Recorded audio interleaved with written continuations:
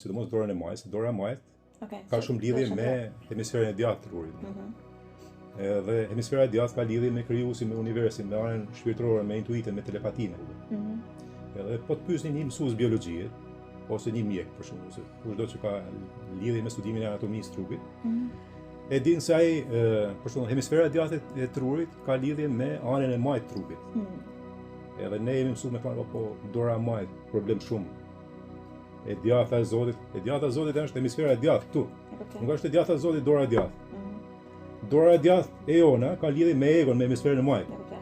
Në hemisferin e majt ke egon përqendruar.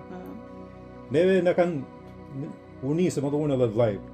Un kam dy vajza për shembull, edhe vajzat janë nisë me dorën e majt me shkruaj. Mengjërasha. Mengjërashat janë ato që u përcjellet shumë më shpejt, intuita, krijimtaria, gjithçka tjetër që ka lidhje me krijimtarinë. Edhe në ndërshkollin me thu për me shko prind ose mësuesit, për me ka lutë e djathtën.